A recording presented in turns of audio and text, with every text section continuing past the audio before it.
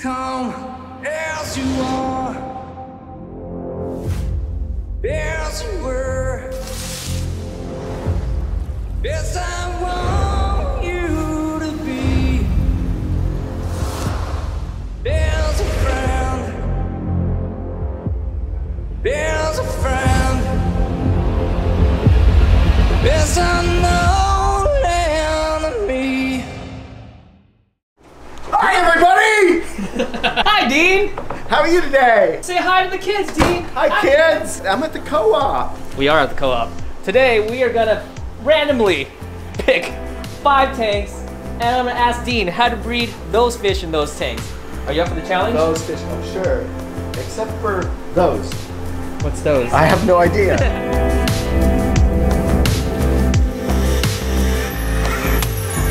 All right, Dean. All right. We're gonna choose a tank. Ready? Okay, choose a tank.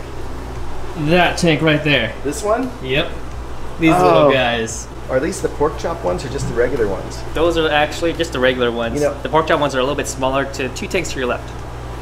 Oh, down there. So these guys, I actually spawned these totally by accident. You know, when you go to the fish auction at the club, no one's bidding on a bag of 6. And so I bid $1, I get the whole bag, take them home. I threw them in a tank, 10-gallon tank, with a bunch of Java moss in it. And I only fed them my leftover baby brine shrimp from hatching that I didn't use each day. About a month later, I look in the tank and there's babies all over in the tank. Didn't even know about it. Probably had only done 1 or 2 water changes. Pretty easy to spawn though, right? So sheer luck. Sheer luck. All right, let's get Okay, give me a little hard something one. harder. These guys right here. What about these ones? Oh, what are those called? They're not my favorite fish, but they're called the Pro Gourami. But you know, back in the 70s and the 80s, these were really cool fish. I mean, they've been in the hobby before, and there was blue gouramis, gold gouramis, pearl gouramis. I got about a group of 4 or 5 of these when I was 14, 15. Spawned really easy again. Their tank was them, neon tetras, and some of those, well, what do you call those white? Albino corridoras? Those guys, albino cories, yeah. Females and males both have color, but females are a little bit fatter and rounder. And they will do a bubble nest, usually in the top like of the a tank. Betta. Like a Betta. Much bigger nest, 5 or 6 times as many eggs in one spawn. And so the male blows the nest. In my case, it was just up in the duckweed that was up there, right? Pretty soon I just see the little teeny white eggs. They're tiny. I didn't really know what to do back then, so I'm looking at, okay, how do you make infusoria and all that sort of stuff? So, cause Young Dean. yes. So, you know, I'm putting apples and potatoes and everything in water trying to get this stuff to feed them. And somehow I did manage to keep about 400 or 500 of them alive. Holy crap. And then, at that time I didn't know any wholesalers, and I only had a local fish shop and a bicycle. So to get the fish to the store, it was in the basket of the bicycle. And this is, I think this is one that's kind of on, it's hidden on the list. This would be a great fish for a centerpiece for a 10-gallon tank.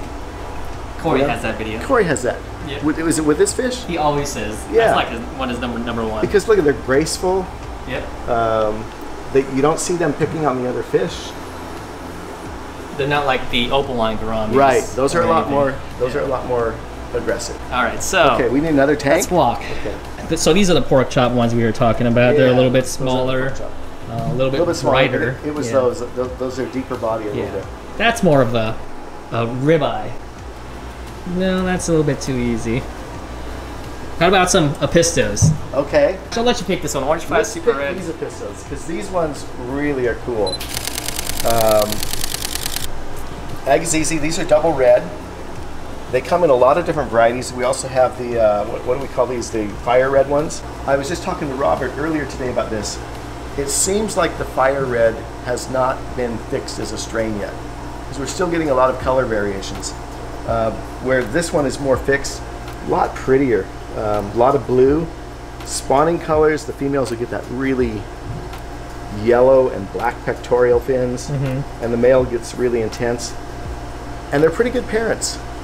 Cave spawner, so a cave similar to this cave here, but I would do a smaller entrance. Smaller and entrance? Smaller entrance. Oh, so I took a picture of one of the pistons. He was inside the hole right there. Yes. Or like a hole of a log. A real tiny entrance. Yeah. So let me see if I can find an entrance about the size of your pinky finger. That's what she said. So that's what you want. You want a really small entrance to the cave so that only the female can get in there.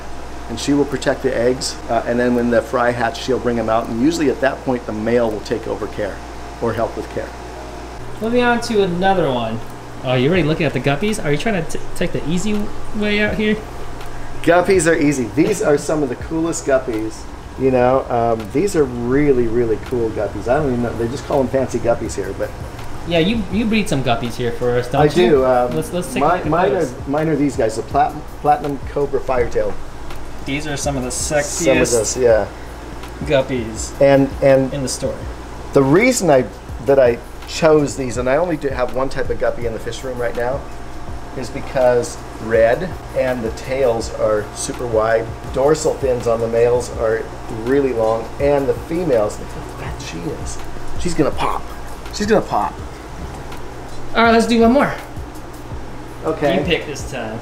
Oh, well, here's a good one because you got a shot right back here. Uh-huh.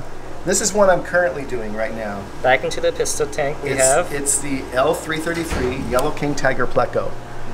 Although, if you look at these, right now they seem to be the opposite of the zebra pleco. These are black and white, where the zebra is white with black. The yellow is because when they get old, say a couple years old, that whitish color gets more and more yellow as they get older. They start out, they're really contrasty like they are right here in the store.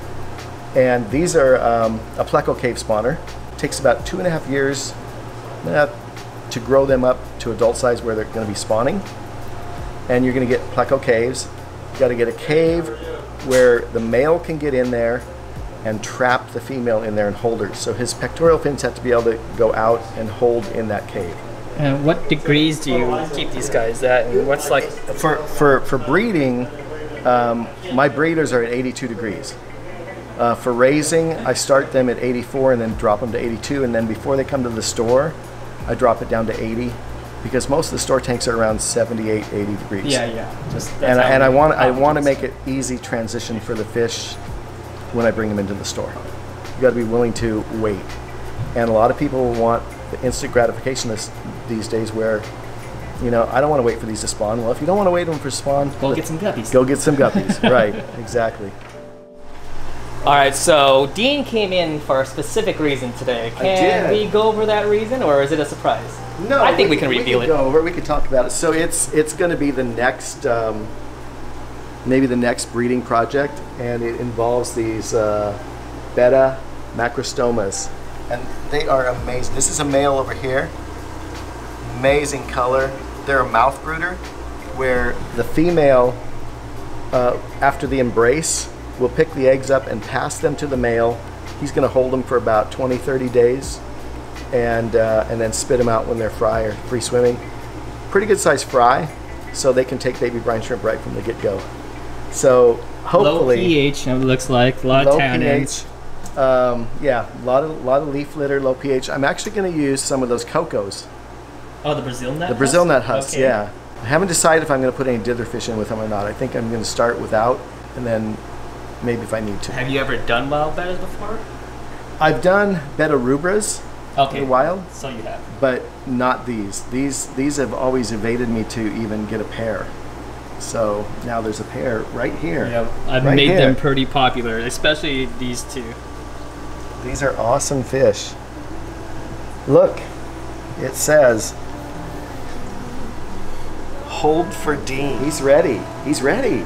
Maybe tonight there will be eggs in his mouth.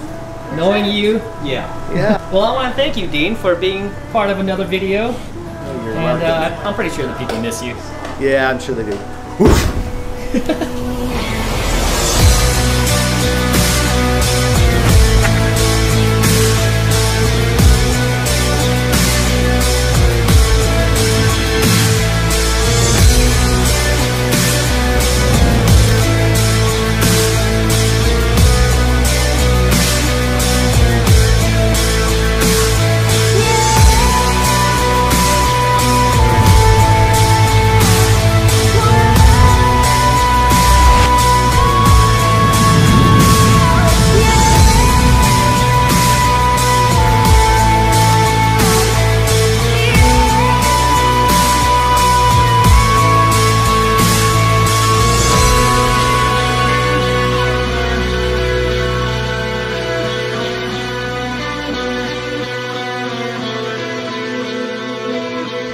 Who